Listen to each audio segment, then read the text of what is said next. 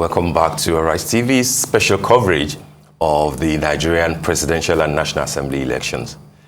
Well, President of the Nigerian Bar Association, Yakubu Mekau, is urging Nigerians not to lose hope in the electoral umpires despite challenges faced during the elections. Mekau spoke to journalists in Abuja after monitoring the Presidential and National Assembly election in Abuja. He says Nigeria's elections may not have been perfect, but the situation will improve. You know, we went through lots of inconveniences to collect permanent voters' cards. These challenges that we have today should not discourage us from going ahead to vote. I appeal to Nigerians to be patient. I appeal to Nigerians to show calm and orderliness. We should not disrupt the process. The fact that materials did not arrive in good time does not automatically translate to disenfranchisement. INEC appreciates the fact that the officials have not arrived in those polling units in good time. They are going to have to make arrangements for all Nigerians that are not able to vote as a result of the lapses on the part of INEC to do so. And where no such materials arrive at all, I'm sure INEC also has arrangements to make sure that materials get to those polling units, and arrangements are made to allow Nigerians exercise their franchise.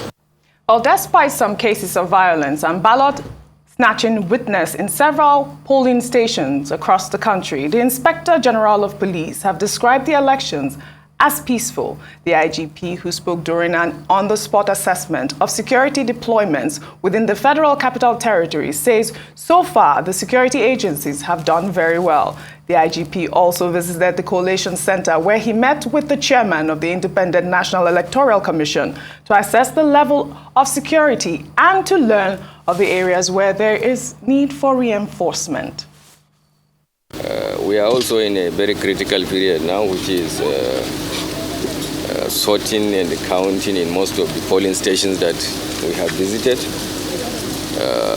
The response of people are encouraging. People are guarding their votes. They are participating in sorting and counting of votes. The provision of security is also fantastic. I think I can judge that this is one of the most peaceful and best organized election I have witnessed in my career in the police force. I've been participating in election and election security. I think we have done well so far. So we are waiting for all the presiding officers to finish collecting their result and announcing it at that place, and for them to move to the next Coalition Center. At this point, let's pause to bring in our first guest on today's coverage, Public Affairs Analyst, Dr. Victor Okhai. Good morning, Victor. Good morning. Good to have you join us. Good morning. It's a pleasure to be here. Good morning. Right. It's the morning after, isn't it? Yes, it is. What does it feel like? I mean, there are issues everywhere. INEC's preparedness, matching, what was promised with what people are getting, and then the general outlook, what would be your assessment? I know that you spent quite a number of hours on the queue, trying to cast your vote yesterday. It was a whole day. But I also want you to speak on the IGP statement that he described the election as generally peaceful. What are your thoughts on that too? I was going to talk about that as well. Quite frankly, I think that the level of preparedness for this election, the determination of government, if I may put it that way, because I mean, there's, to ensure that we have a peaceful and largely uncompromised, and I'll explain what I mean by that, election is held. I mean, we can say, I saw EFCC present at polling centers, I saw the police present and, not just everywhere. So people behaved themselves, and I didn't see money or any of such inducements. To that extent, hands. Well, yes, they could. There's no money to exchange anyway, but whether they were exchanged through online, But the thing about online is, because it's traceable, it becomes an issue, okay? So to that extent, I would say it was a huge success. You know, of course, there were pockets of violence here and there, but they were largely curtailed, contained as well. But my worry is with INEC, after 24 years, I'd expect that an organization that is as old as that, with all the resources at its disposal, there's certain things that should be in place, you know. In the process, there was a time when TQM was popular over total quality management and all that. I'd expect that if you're doing ballot boxes, and I might give an excuse. I don't know if that's what the excuse is, and I hope I'm not giving them something that is not what they thought about, what it is that they use as an excuse. Some of the parties were not represented on the ballot sheets. That, to me, is inexcusable. You know, you cannot, you know, print a ballot paper and not have a party, all the parties represented. Yes, represented. Again, it may be argued, which is the other part I'm saying now, that perhaps some of those ballot papers were for areas that didn't have some parties, were for areas where those parties were not fielding candidates. Now, that is me saying that. You understand? But even at that, is it their business? Do you understand what I'm saying? I would expect that. Is it whose business? Is it INEC's business? I would expect that. Just put all the parties there. You know, if they field, if they don't field, it's okay. That's a very valid point. Yes, you know, because the voter may want to express himself one way or another. Even if you vote for a party that doesn't have a candidate, that might just be a statement as well, which is also acceptable. It's like saying it's like abstaining, you know, or whatever, you know. So I don't understand why. And then some you put the logo, in some cases not very legible, and in others you omit only the logo and you omit the, what you call it now, the, is it acronym or what you call it now? Yes. Like, say, whatever the party is, PDP, APC, NMP, PLP or whatever, and then you omit it. Who does that? And that's where TQM comes in. Yeah. I would expect that the process itself would have a check, a double check, and a triple check by its very nature. Yeah. And the reason for that is that there's a propensity to, I mean, with what has happened right now, you can be sure, unless it's deliberate, and I'm not saying it is, you can be sure that litigation, the lawyers are already gearing up. You know, litigation, if it doesn't favor those parties, their lawyers are ready right now. Okay? It could cause, these are the sort of things that create problem in the system, and you find a situation where people go out in the streets for whatever reason, because they'll feel robbed, they'll feel cheated. But such omissions were limited to certain states or certain constituencies? Which would, I mean, we've heard about it here and there.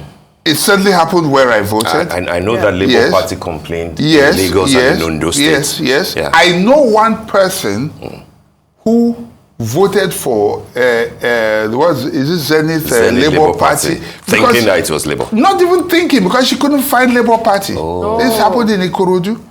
So could this be the danger, though? I mean, what do you make of that? Is it danger or booby trap?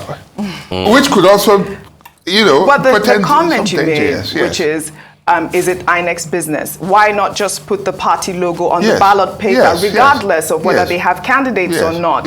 What is there any type of danger in putting a logo of a party whereby there is no candidate? I mean, what could be an excuse for not having that? Absolutely none. And the reason is simple. For those who know about printing, on a sheet of paper, the maximum you do is 4 colors. So even if you are thinking about cost, it's the same thing, whether you add one party or separate another. The only difference may just be in the length of, you know, the paper. You understand? Yeah. So which means you just add an inch more, or you understand what I'm saying? It's not long, none of them took more than an inch. It's not a problem because No, for just other saying. constituencies, you already have all the 18 Exactly. parties anyway. Exactly. Yeah. Exactly. So you're not saving any cost. There's absolutely no excuse.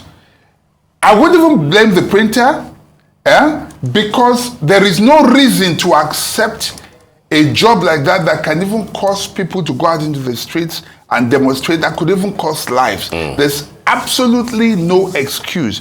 Who within the system would have checked, who would have received this from the, if you like, the purchasing department or whatever, procurement, who would have received it, who would have double checked? There is absolutely somebody no must excuse. somebody must sign And off. to think- Somebody Yes, must sign off sign on off, the final exactly. thing. I mean, Exactly. correct me if I'm wrong. The INEC chairman has been the chairman for 8 years. You would Yes. think that he's had ample experience. Experience. So this is the issue here. But I'd like for you to compare, Yes. this whole ballot system to 2019, if you can. Well, 2019, I don't recall seeing any situation you were on like the ballot. Your party was on the ballot in 2019, Yes, wasn't yes. it? Okay, Yes. as a presidential candidate.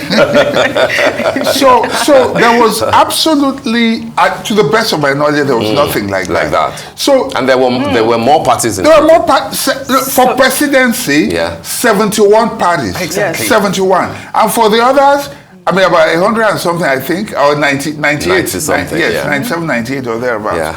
So that was even more. Yeah. So I don't understand why this would happen at a time like this, and at a critical election like this that could go. I mean, this election is one. It's perhaps going to be the most important election we've ever had in this country, and there's so much at stake, and there's tension everywhere. So why would anyone omit any party unless I use the word booby trap, and I'm being deliberate about it, unless someone is setting a booby trap somewhere, for whatever reason. Otherwise, there's no excuse. Absolutely no excuse. There's none whatsoever. So somebody better start asking questions. I'm not going to give INEC any credit because it's a major blunder. The only excuse, and for me it's not even an excuse, is if you argue that, okay, perhaps, even for the presidency, where I voted, some of the parties didn't have, like I said, the acronyms there. So why would you do that?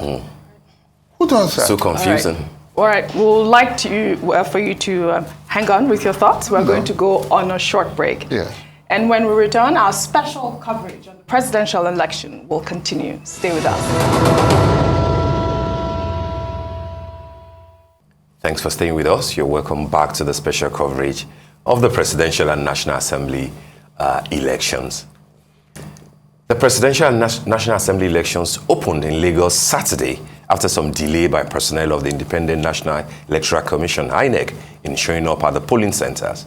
Despite the delay, the presidential candidate of the All Progressives Congress, Bola Tinubu, voted at Alausa Ikeja area of the city and expressed satisfaction with the process. But other Lagosians, especially residents of Lekki area, where no official of INEC showed up as at 3 p.m., were frustrated and demanded that INEC makes alternative arrangement for them to vote. Our Rice correspondent, Tokumbo Yetuji, has the details. The moment to put all the arrangements of the past 4 years by the Independent National Electoral Commission to test. This polling unit at Alausa, Ikeja area of Lagos is where the presidential candidate of the All Progressives Congress is to vote. For more than 1 hour and a half, journalists and their battery of cameras wait anticipating the arrival of the Independent National Electoral Commission's personnel to kickstart the voting process. They finally arrive about a few minutes before 10 a.m. and straight they start the business. Shortly after, the APC presidential candidate arrives at the scene in company of his wife for accreditation and voting.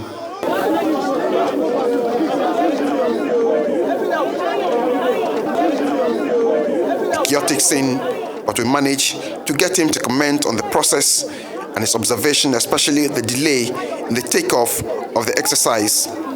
I want a very good turnout. This is expected. We need a good turnout. And that is the adoption and commitment to democracy. And the democratic process must, take root. You see? How certain of victory are you, sir? I'm too certain. Activities at the polling unit immediately drop after Mr. Tinubu has concluded his voting with officials having little to do. However, at a nearby polling unit, the story is different. Many prospective voters queue up to participate in the process. Some even go spiritual before voting for their preferred candidates. The APC candidate will later speak more on the process to a select group of journalists where he expresses optimism to emerge as winner of the presidential contest. My track record and capacity should speak for me, should document the history of my performance. Nigeria can vote across the party, which they want. Vote for the individual. Party is a symbol and a platform for you to decide where you belong. What is the ideology? What will a progressive party like ours stand for? I have the agenda well published, well articulated, and I've worked so hard visiting various states and our public fora. I've been effective in selling my program. I've worked more than any other politician in this country to show the capacity and what is necessary. Elsewhere in the city, specifically Unit 071 on Adebayo Doherty Street, Lekki Phase 1, a group of voters unable to vote as at 3 p.m. because there is no INEC official on ground is agitated. We must vote! We must vote! We must vote! We came very early this morning, very hopeful, ready for a free and fair election. We came prepared. We came and we took numbers very orderly. We are ready to vote. And up till we are talking now, INEC, we have not seen any sign of INEC. And by 10 o'clock, we got a number from somewhere for an INEC representative, and we called her. And she said, sorry, we are coming. And we waited. Another hour, we called again. This was about 11 o'clock. We called again. And she said, sorry, we are coming. And we have called again by 12. She said, we are coming. Sorry, INEC is coming. They are coming with the materials. And as we are talking right now, we've not seen any INEC. We've been here and we're still waiting. And we are waiting because we want to vote. I got here at about 8:30, walked all the way from Ikate, thinking I was even late because apparently accreditation was supposed to start at 8:30. Got here, there was already a queue, we picked our number, and we've been waiting since then. The only sign of any INEC officials was like 2 buses came, asking if this was 079 or 073, it was the wrong polling unit, so they had to go. We've called the number on the INEC directory. The lady just said, we are coming, please bear with us, we are coming. I think I overheard someone saying they spoke to someone from REC or something like that, and the person was like, oh, we're still in Ikota, there's commotion, so we can't come. We're even asking, should we bring vehicle? They're just not answering. So we're still here, Sha. We're still here, to be honest, because we can't leave. It's my right to vote. I'm on vote. A mixed bag of feelings as the day comes to a close, but not before sorting of votes and announcement of results at some of the polling units where the exercise is held. Wild jubilation for some whose candidates have won at some of the units. Of course, it is very early in the process to determine where exactly the pendulum will swing. Many variables will still come to play in the hours and days ahead to determine who emerges the overall winner of the most coveted political office in the land. Tokumbo Oyetunji, Arise News, Lagos. Our public affairs analyst, Victor Okhai, is still in the studio with us. Well, Victor, you just watched that brilliant report from Tokunbo Oyetunji. I mean, I want to start with Alausa. You saw that there was a huge turnout there where the presidential candidate of the All Progressives Congress, Bola Ahmed Tinubu, cast his vote at that polling unit. But as you heard, he said INEC arrived there at 3 p.m. Again, what? Because I was there, I'm sorry to say this, because I was there physically. I was there physically to observe. There was not a huge turnout. There was a huge turnout of international media. It was, it's like the whole place was filled up with international media.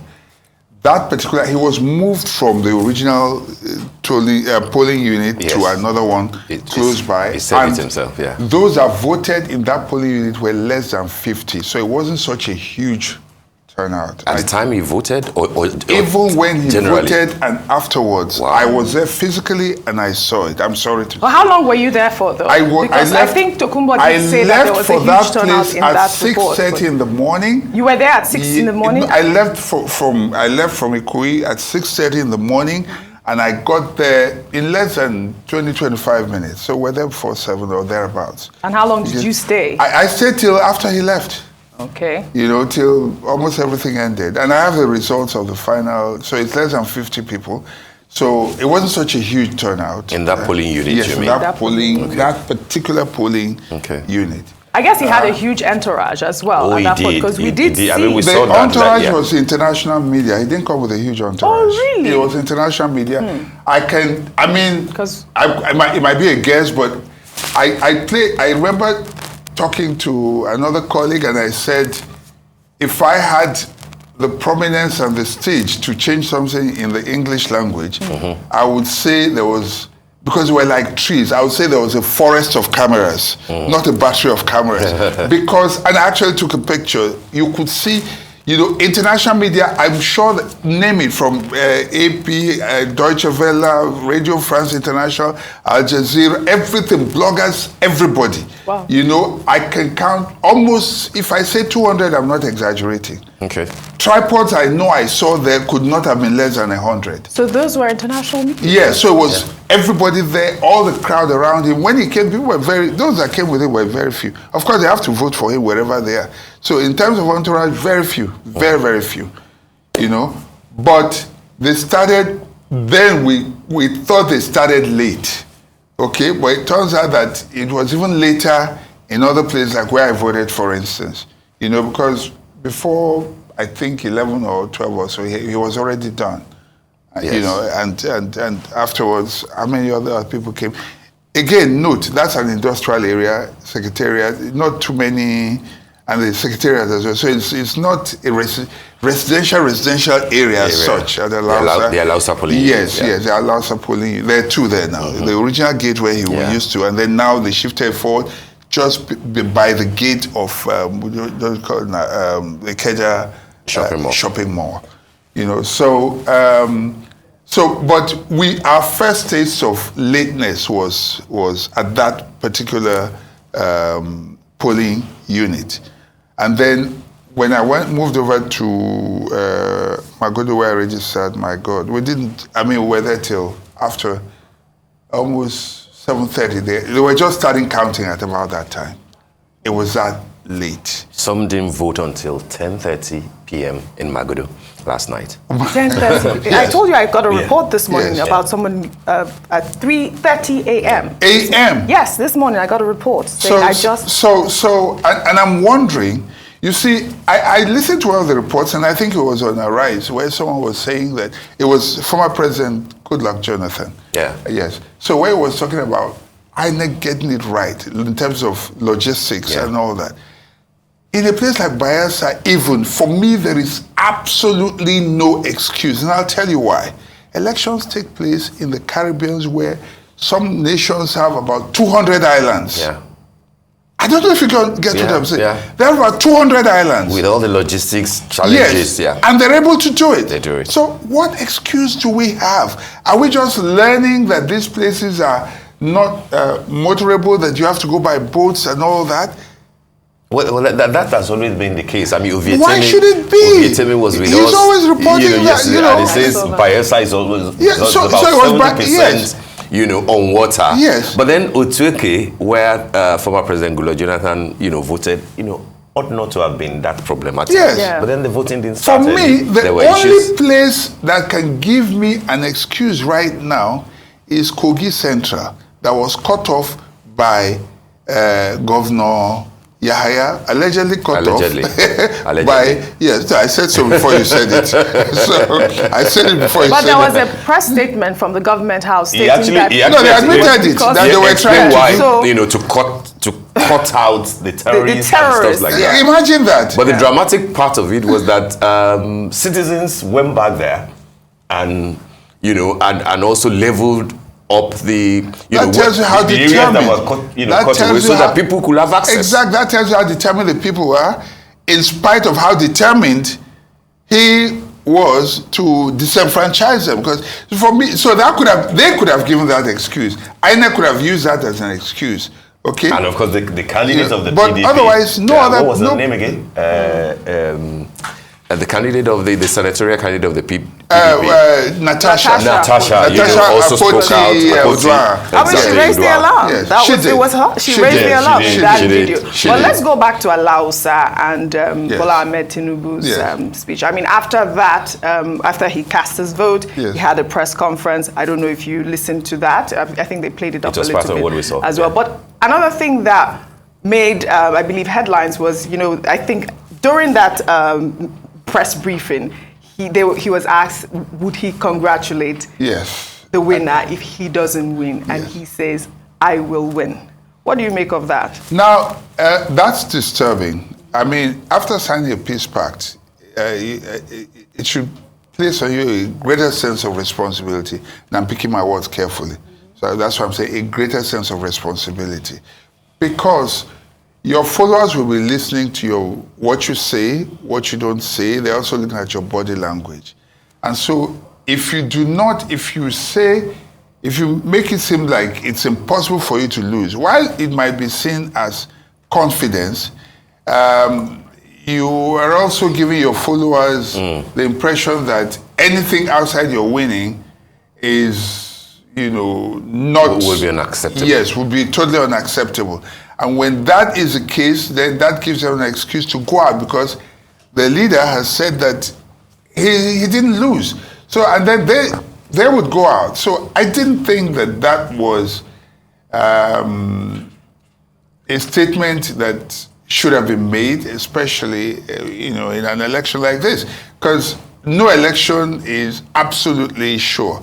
You might be more confident in certain areas, but you don't control everywhere. You don't know, the mind of human beings is such that no one knows it. Even you might go into the pool, you might go and cast a vote, your wife might even vote for someone else, and you are on the same ballot. Echoes of a former president somewhere in North America from what he said, it has to be me or no other person. No other person, exactly, So, all right, Victor, let's hold on this thought. We'll return to it because we have to go on a short break now. Okay. And of course, we'll be back for more analysis on the presidential and the National Assembly elections. Don't go away. Do stay with us. You're welcome back. President Muhammadu Buhari, presidential candidate of the People's Democratic Party, Atiku Abubakar, presidential candidate of the All Progressives Congress, Bola Tinubu, and their counterpart in the Labour Party, Peter Obi, all won in their individual polling units. The APC presidential candidate, Tinubu, scored 523 in Buhari's Sakin-Yara polling unit in Daura, Katsina State, while Atiku and Obi came in second and third. Atiku won in election in his polling unit 12 in Nigeria, Guadabawak ward in Yola North local government area in Adamawa State, having secured 282 votes, with Tinubu, Obi, and Rabi Kwakwanso of New Nigeria People's Party second, third, and fourth in that order. Tinubu won his polling unit at Alausa, Ikeja, here in Lagos State, having polled 33 votes to beat his closest rival, Obi, who scored 8, while Atiku got 1.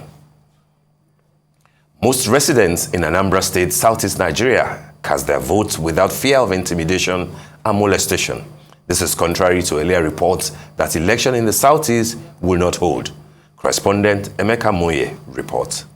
In Iyala, where the election is taking place, of course, you can see behind me one of the polling units has been temporarily stopped because of the rain which is dropping here. Of course, Iyala remains one of the hottest zones in the southeast because it is considered the operational base of unknown gunmen. Despite the initial fears earlier expressed over security concerns, these voters defied all odds to cast their votes. The turnout in most of the polling units visited was usually high, particularly among the young people. Nigeria is in a state where each and every one of us don't like, and we're all out. I came back all the way to cast my vote to ensure that we vote for a new Nigeria, because it's a very critical one for us, and it's an election that we hope to have a new and better Nigeria. Whenever you come here, you hardly see the number of people that you are seeing here now, but there's multitude here now because people have put their hope in the process. So definitely, there's no way. I actually traveled from a very long distance to be here so that I can vote. In Iyala, one of the flashpoints in Anambra State, voters defied the heavy rains to cast their votes. We decided to vote for one person as our new president. It means for me, for everything to be normal in Nigeria. I don't want the person who will harass everybody in Nigeria to be just scatter Nigeria. The person who I go vote today for, the person with good manner. Elsewhere, there were complaints of late arrival of election materials, while some commended the security operatives for ensuring a peaceful conduct of the elections.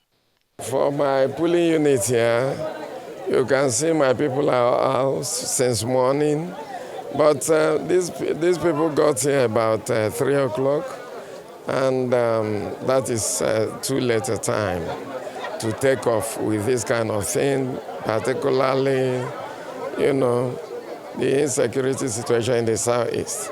It's not a good thing to get it done at late hour. It could have been good if it is 8 to 2:30.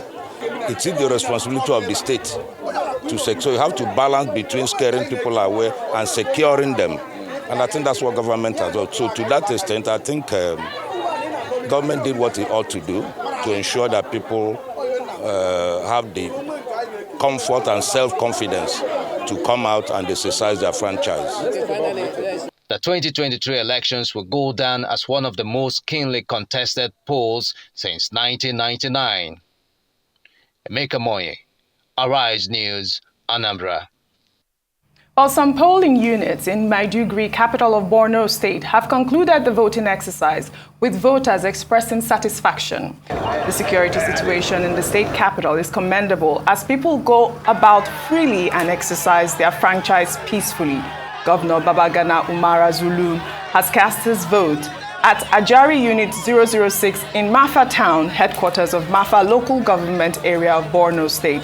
Similarly, despite the delay in commencement of the electioneering process at Shetima Kukuwa Polling Unit 023 due to late deployment of election staff and materials, the APC vice presidential candidate Kashim Shetima was overwhelmed with the turnout of people. I fervently believe, and every patriot in this country believes so, that what unites us supersedes whatever that divides us. What is important for us as a people, irrespective of differences in political affiliations, religious persuasions, tribal or sectional background, is after the election is all and done. We hope we need to unite for the greater good of the nation. The hope of the black man rests with the people of this country. 1 out of every 4 black men is a Nigerian. We can't afford to mess up this nation. This is why I want to call on all our compatriots to go out and exercise their franchise. I just did mine about 30 minutes ago. I'm an eternal optimist, and I'm also a political realist and a strategist. I believe we are going to win this election. Just have some complaints on some parts of the base of this particular community. We need to go through all the other and identify whether they have access.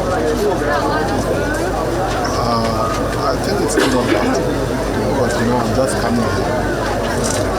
The next 2 minutes, 1 hour, we can determine the extent of the turnout.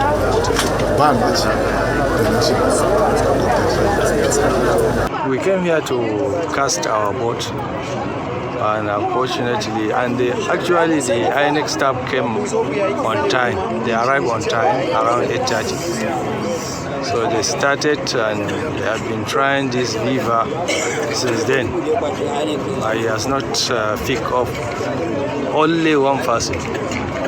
Only one person. They try all the ways. They try in the schedule, they try in the sun, we put our fingers, we take pictures. I refuse to show. The voting goes successfully. We don't have any issues. So previously, before we started, the people have started talking that we come late and others. So you know the issues of this thing. So and we come and start and we run it successfully. Everybody has cast his vote. Nobody that come here that did not cast his vote. So we did it successfully. Joining us now is Arise News analyst Emmanuel Ifeni to be part of the discussion the morning after. Good morning, Steve. Good morning. Good morning, Emmanuel. Good morning, Mr. Ifeni. No need to add any drama to that. Absolutely not. On a Sunday morning. On a Sunday morning. The day after. The morning after. The morning after. Absolutely. Yes. All right. So Borno State looks kind of, good from the reports we got there, and the running mate to Ashwaju, candidate of the APC, saying that everything looks as they would have wanted. What does that say to you? Well, even in the thick of Boko Haram insurgency, when it got to election period, elections held. Yes, elections held, and results came out, and they were complete. So it's not surprising that this time around, from all indications, there was also calm on election day in Borno, Maiduguri, and elsewhere in Borno State. So just like many other parts of the country, you see the enthusiasm of the voters and the resilience of Nigerian voters also in the face of the very familiar INEC logistics problem in many parts of the country. Nigerians stood, waited, and they decided to cast their vote. As I was on my way to the office this morning, people were calling me that we are still voting in Magudu. As early as this morning. Because, Magudu again. Yes. So if I had to call my kids who went to vote yesterday, because at 8:30 in Arepo, they were in the rain.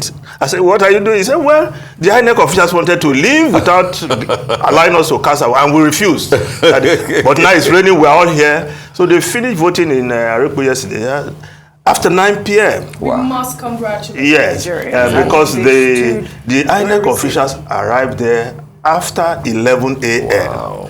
And by nightfall, they had barely managed to accredit people, and they said, well, it's late, we want to go. They said, where are you going? You're going nowhere. We're here to vote. And of course, they successfully cast their vote yesterday in that locality. But other areas were not so lucky. In Warri, where many of my folks live, of course, I was getting calls. What is happening here? In a CC Road, Uku End, there's a polling station there in Agbasa. As at 6 p.m., they were waiting for INEC officials. Wow. And of course, old women, 70 years and above, they brought their chairs and they were sitting and waiting. But at a point, after 6 when they had to leave. So I thought they said, they carry last. That was a good one.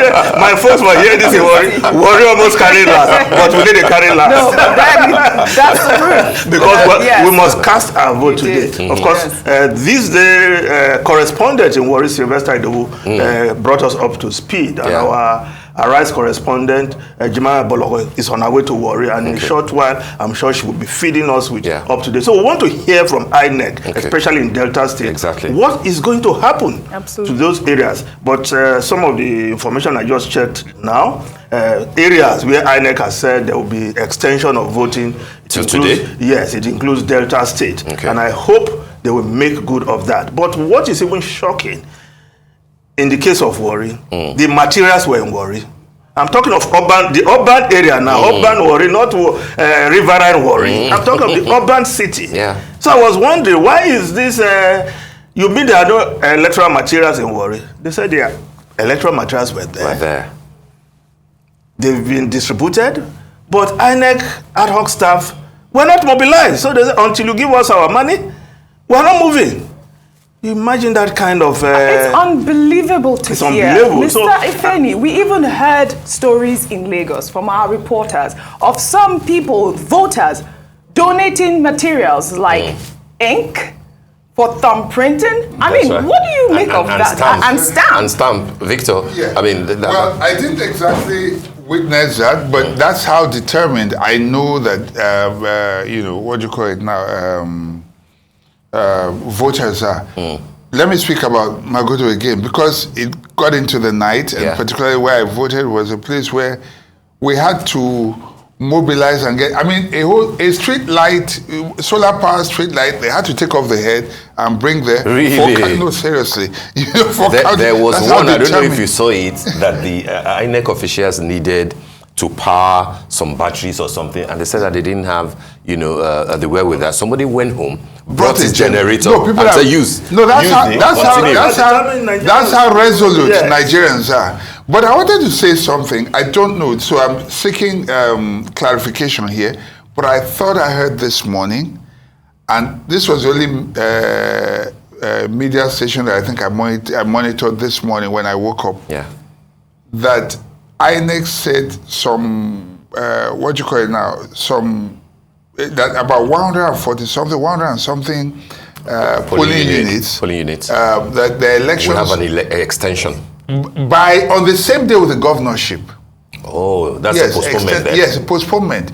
So, and you I mean say for so the here. Presidential? Yes, presidential. Well, we need to get some clarity. That's why I started with that. Yeah, it's important for us to get that clarity. And if it is, there are let's not dwell on that. Let's get facts from INEC. Because I thought I heard something like that I'm sure this in a morning. short while INEC will have to update. We'll need that update. What we are not sure of, we just leave out for now. Absolutely. So, but in terms of how determined people are, you know, you will find people who will come. They will, if it's water, the sun is hot, they'll buy water, ice it, make sure that people are comfortable, chairs and everything, and Nigerians want a better Nigeria, you know. So what this has demonstrated even more is, I mean, look at like what he said. I worry the very old people patiently waiting, sitting down to cast their votes. I wanted to jump on what Steve had said earlier because of the report that we played in Kashim Shettima's polling unit. You could hear the voters saying that everything went well. Even the INEC officials arrived early.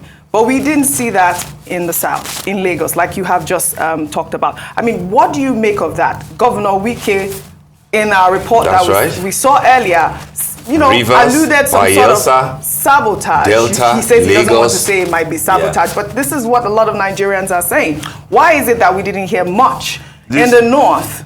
This disparity in logistics outcome, I think is worrisome. Because recall yesterday in Kano, when we tuned into Kano yesterday, our correspondent was on ground. Benga Shiru. As at 8:30 in one of the Kano, I think that's the one around the Kwankwanso's. 8:30, the electoral officer was on ground and he was ready to dish out the first accreditation.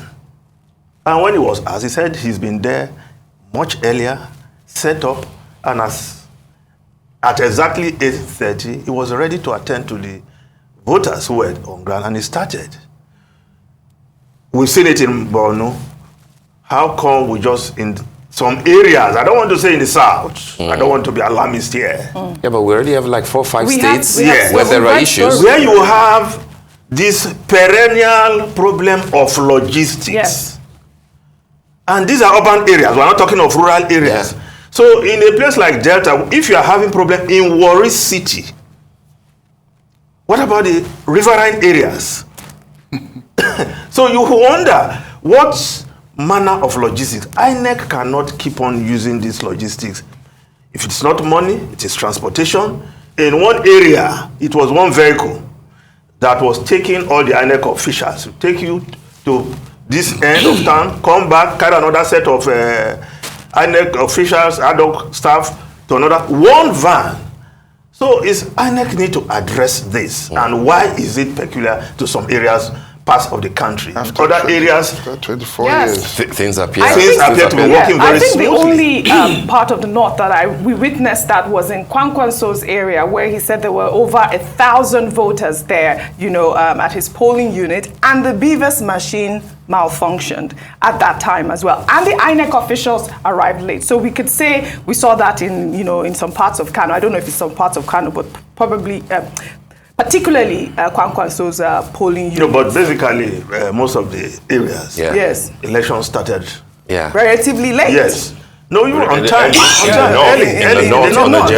the north. So it's a problem INEC need to address. Yeah. Why do we have this kind of problem every time? Logistics. I think logistics ought to be the simplest part of the arrangement. It's something that you can even put under control, if you engage on time the right set of people. I don't understand the excuse that the INEC gives every time that they need to work with the NURTW. I don't understand that part. Why do you have to use the danfos or something? If it's about logistics and you need vehicles to transport materials and personnel from point A to B, it's not as if you are moving the entire state from city to city. You just need about a number of vehicles that are tidy, that are decent, and make your arrangements. So I don't understand why the fixation. They're not mentioning any ride-hailing company, but exactly, because these ride-hailing companies, for instance, have their cars. They make sure that they are, in terms of MOT, they are up to standard. Yeah, they have booths that can take. The materials are not much. I've seen them. You understand? They can work with the ride-hailing companies. They are all over the place. Because yesterday, if you saw the Danfo bus that brought the materials to Alausa, I think it was Tokumbo that reported that the Danfo came in around to 9 or something, loitered around, drove off, and then came back around to 10. And I looked at the Danfo and I said, "Is this what INEC had to use? Why the fixation on NURTW? I don't understand it." And then the other point about cash, how could cash possibly be an issue, especially with the ad hoc staff that INEC had to bring in at the last minute? CBN clearly stated, and INEC confirmed that they received all they needed, from CBN. So what's the point? Again, it will have to be logistics, because yes, you have everybody that you needed to use. How do you now mobilize them to get to where they will have to work? Otherwise, that what you will get is what happened yesterday. If we're not mobilized, we can't be coming back to you after the election to say, "Where's our money?" You see, nobody would do that. Yeah. At the risk of sounding like a broken look at the downfalls. Look at the downfalls. So I'm just worried that I don't understand it. 24 years experience, and each of the INEC, we have only had is it 2? Is it up to 3? Yeah. INEC, how many INEC chairmen? Not more than 3, to the best of my knowledge. That's right. Yeah. So if Mahmoud, and then the one before him took over 2. Just 2. Let's even start with exactly. That. So isn't there a post-mortem after every election cycle where you will look at what all the problems are and then how to fix them, and there's continuity. Yes. And then and there's tenure, so you have experience to rely on. I don't understand why we should still keep having the same problems.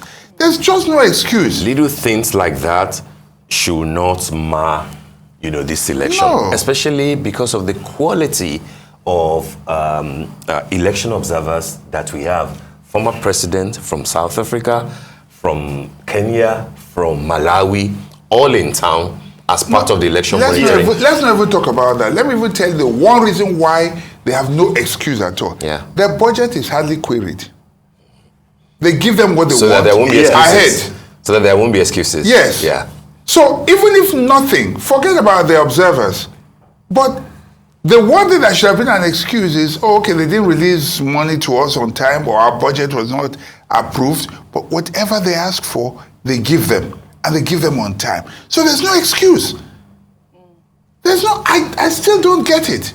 Yeah, I mean, we're sticking on that issue. We have logistics issue, Yes. we have the beavers problem, Yes. and we also have The people ballot complaining papers. about the ballot papers. Yes. If we're going to talk about the ballot papers, let us just talk about this particular incident that occurred yesterday with President Muhammadu Buhari showing his ballot paper.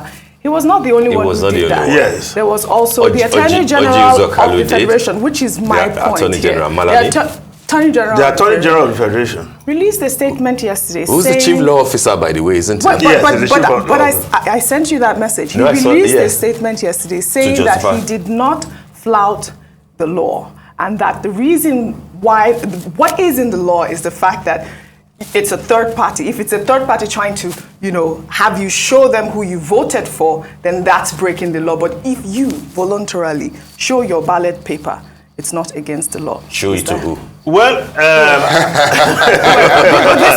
I'm laughing in vernacular. It sounds odd because I think the law seems to be clear, but I want to leave that to lawyers to talk to their colleague, who is the chief law officer of the Federation.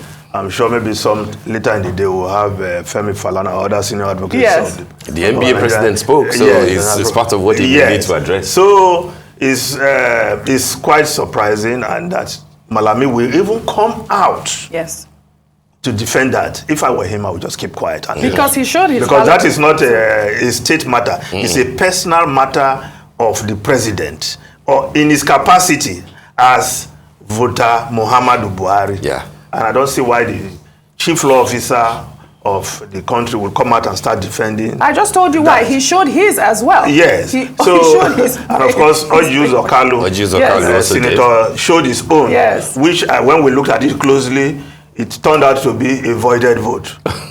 Because his thumb printing. Are you sure about that? No, his thumb printing crossed the line. It crossed the line. It crossed the line. If you want to, anybody, you can check it again if you have that photograph. Yes. His thumb printing crossed the line. So he's voting for two political parties. That's the interpretation. You are saying that Ojuzo Kalu's vote was not counted. So he was showing voided vote, which he thought he gave to That's some what he's implying, that his vote for the APC, because we saw it was majorly on the APC ballot. But of course it crossed the line. And of course the electoral officer there will, I'm sure he wouldn't know which one belonged to Ojuzo Kalu to treat specially. So that's a voided vote because the ballot papers don't carry name. But I think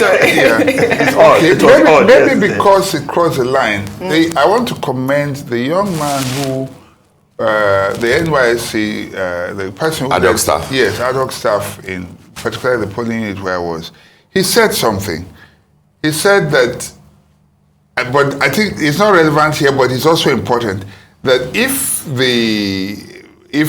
in looking at the folding the paper, either in the folding or so, but if they see that substantially this was where the person meant to vote, but maybe the thing slipped, or maybe by virtue of the way it was folded, it appeared on another side of it, but you can see clearly where he meant to vote, that vote will be upheld, that INEC actually briefed them on that. So it will be at the discretion of not discretion. It will be at the discretion of the.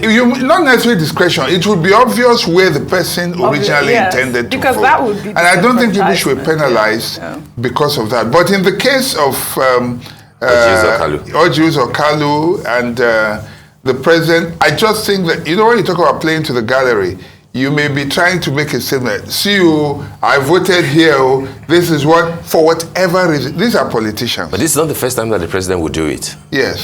So I mean, the president, I think he just likes to show that. Has he shown? Yes, it did. In 2015, it did. And even in 2019, we caught him looking at Aisha Buhari's. Yes, I remember that. To be sure.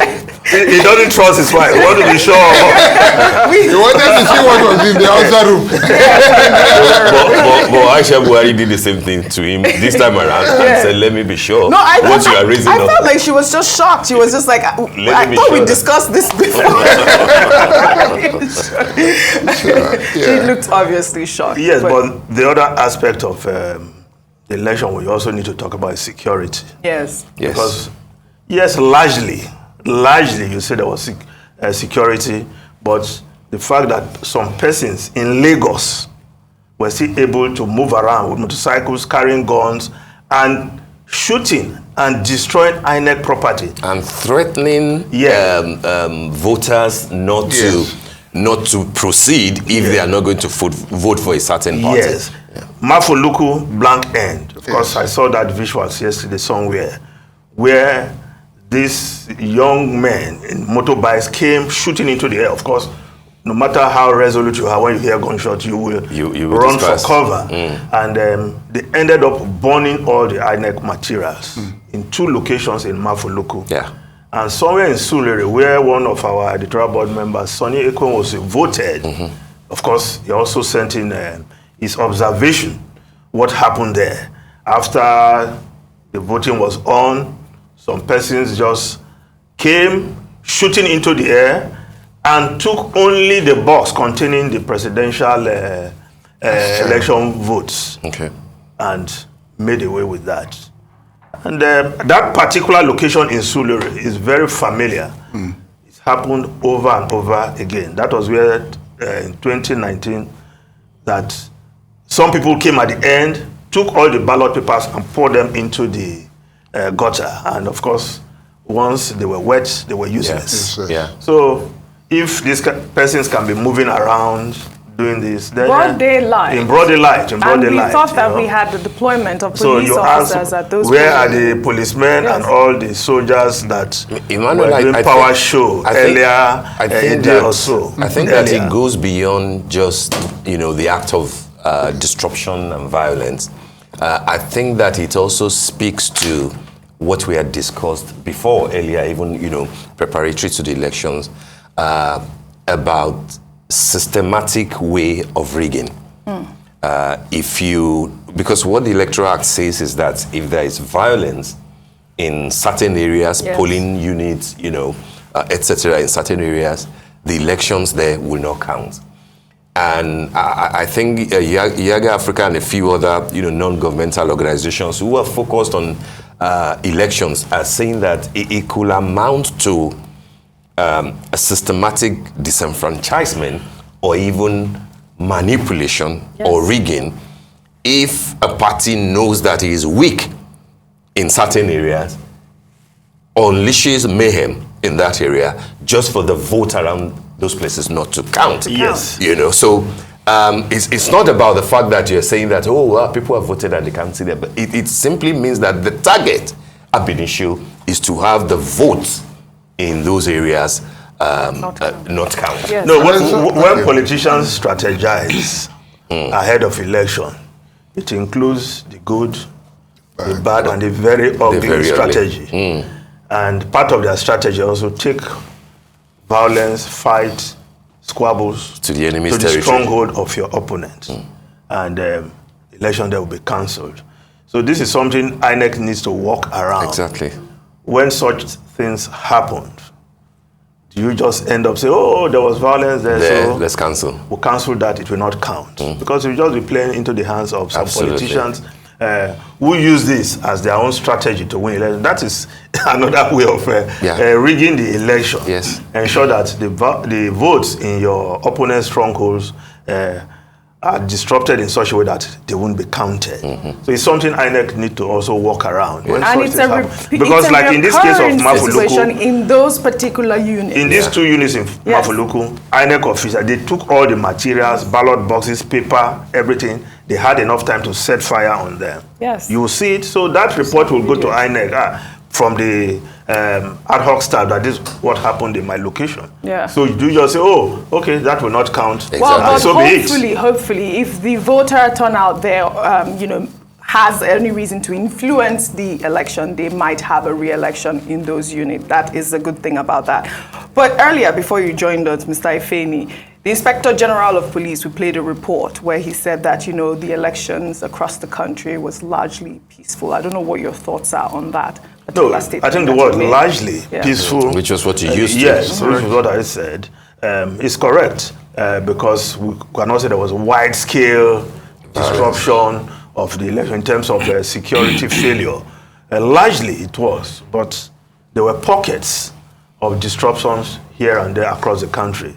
And it's how the police and other security agencies, in future, we don't want to hear that some areas were so loose in terms of security that some people had the time, the temerity to move around in bikes with guns to disrupt and guns. Of course, shooting in broad daylight. In cities, in a city like Lagos, we're not talking of some remote areas. You say, oh, we did not send enough people. And in fact, there should be no excuse for any location to be so attacked. Yes. Absolutely. And I think the IG must also take that into consideration because we have one more election day to go in this cycle of general elections. So we don't want people who can rove around and we say we have security. In this Lagos, no. Exactly. And police should have enough intelligence to know that this area is a flashpoint. This happened here last time around. Could happen We must make sure, how do we make sure it doesn't happen again? Yes, yes. Well, there are areas you must pay particular attention to unless you are complicit. Absolutely. Victor, we're going to go on a short break, but I want, since we're still on security and you mentioned some of those polling units, that particular polling unit you talked about, you know, rigging and all of that, that was an APC official, was the Aguda Surulere. I don't know if you saw that video where an APC official was telling telling the people, you have to vote APC regardless. What's your thought on that? Really? I don't know if Did you see that video? I saw the video, no, but I we have can't say it's an confirmed APC report. official. No, I have a confirmed report. The person's name is gentleman called Schoolboy. I'm not speaking out of, yes, I have a... Yeah, so that's a nickname. Of a guy... That's a nickname, so we that can't... That was identified as an APC agent. This is a report I got. Yeah, so it could be an agent, so that we don't say an official. You know, APC agent. And that's a nickname.